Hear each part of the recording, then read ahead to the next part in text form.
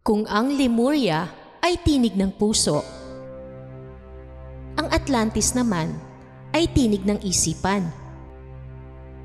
Sila ay parang yin at yang, dalawang sibilisasyon na magkaiba ang daan, pero pareho ang pinanggalingan. Welcome back dito mga ka-MB. Sa topic natin ngayon, sisisid naman tayo sa isa na namang misteryosong sibilisasyon na matagal nang tinatabingan ng dagat. Tara at tuklasin natin ang kwento ng Atlantis, ang sibilisasyong nalunod sa sarili nitong talino.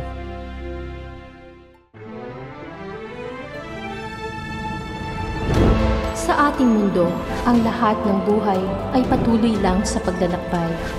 Iba't ibang karanasan man ang ating tinatahak, may hatid na aral sa ating tumatatak. Nagpapalago at nagpapaunlad ng ating spiritualidad. Tayo na't gumising sa kawalan. Tuklasin ang mahiwagang buwan.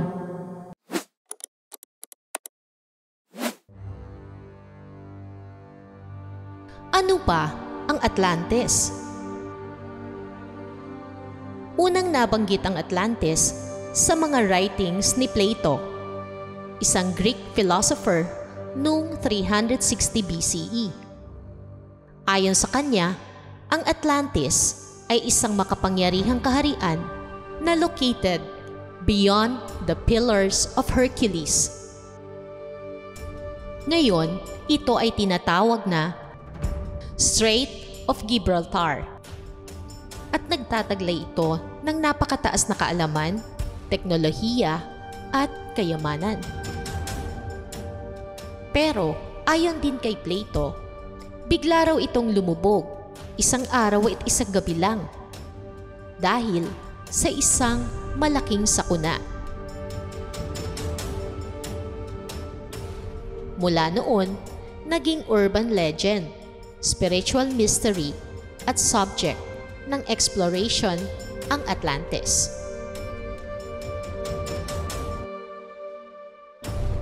Anong meron sa Atlantis?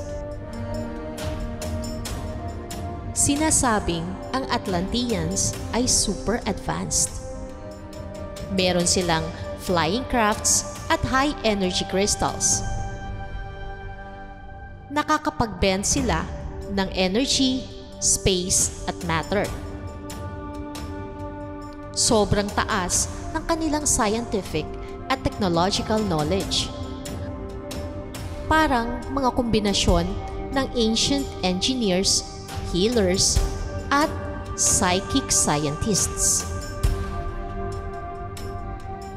Pero ayon sa mga esoteric teachers, hindi lang sila basta talino. May mga Atlanteans din daw na naging arogante at power-hungry. Gusto nilang kontrolin ang nature, pati ang human genetics. At doon, nagsimulang masira ang balanse. Paano ba bumagsak ang Atlantis? May dalawang malaking dahilan na laging nababanggit. Una, teknolohiya na ginagamit sa maling paraan. Sa sobrang advanced nila, unti-unting naging disconnected ang iba sa kanilang spiritual side.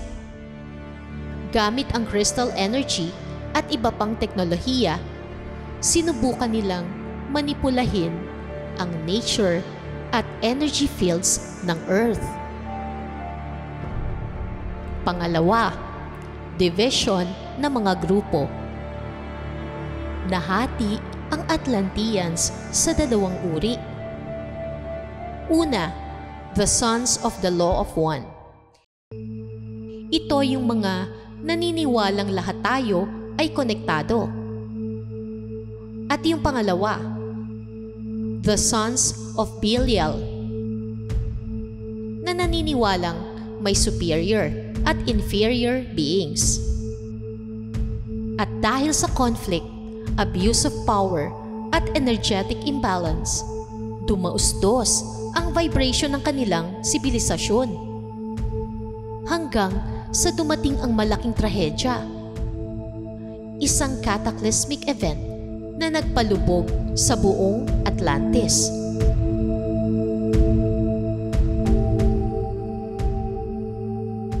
Totoo ba talaga ang Atlantis? Walang konkretong physical evidence pa hanggang ngayon. Pero maraming scholars at researchers ang naniniwalang may basis ang kwento. Dahil may mga lugar sa ilalim ng Atlantic at Mediterranean Sea na may mga kakaibang ruins.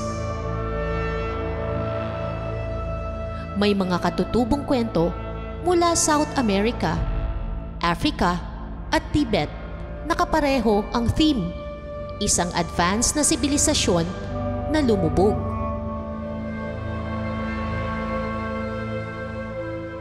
At dagdag pa rito, maraming psychic visions, past life regressions, at channeling sessions ang nagpapatunay sa collective memory ng Atlantis.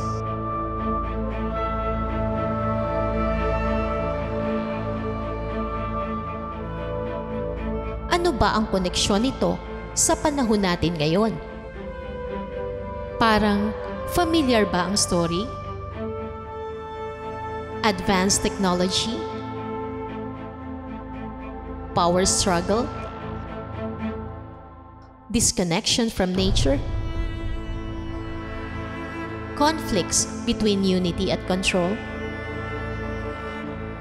Oo, parang modern world natin ngayon. At kung totoo ngang bumagsak ang Atlantis dahil sa imbalance between mind and spirit, baka ito na ang second chance ng sangkatauhan para bumalik sa balanse. Ngunit kung nakaka-relate ka sa Atlantis, narito ang ilang signs kung ikaw ay Atlantean soul. Ikaw ay strong thinker, curious, loves learning new systems. Logical, structured, strategic. Interested in tech, sacred geometry, or futuristic concepts. May pagka-leader, teacher, or inventor. You love exploring the how behind things. Can disconnect emotionally when overly focused on goals. Ano ang mission nila? To bring innovation, awakening, and divine masculine order into the world, but with heart. Anong lesson ang iniwan ng Atlantis? Una, wisdom needs balance. Hindi sapat na matalino ka lang. Kailangan din ng puso. Next, spiritual grounding is essential. Hindi lahat ng progress ay good kung wala sa tamang alignment. And number 3, history repeats itself kung hindi tayo natuto. Mahalaga ang collective awakening ngayon para hindi na natin ulitin ang mga pagkakamali ng Atlantis. Naririto na tayo sa huling yugto ng ating topic. Tandaan lagi, ang Atlantis ay paalala na kahit gaano ka katalino, kung malayo ka sa puso, maaari mong sirain ang mundong ginagalawan mo. Pero gaya nga ng Lemuria, ang Atlantis ay hindi lang kwento ng pagkasira. Ito rin ay kwento ng second chance. Dahil sa bawat pagkatalo, may panibagong simula. Kaya, Abangan ang huling bahagi ng ating serye, Lemuria at Atlantis. Magkaiba pero magkaugnay. Dito lamang yan sa Mahiwagang Buwan. Don't forget to like, subscribe, and click the bell icon. Comment down below. Sa tingin mo, nangyari ba talaga ang Atlantis? At may natutunan ba tayo? So, yun na lamang po muna. Peace, love, and light. Thanks for watching.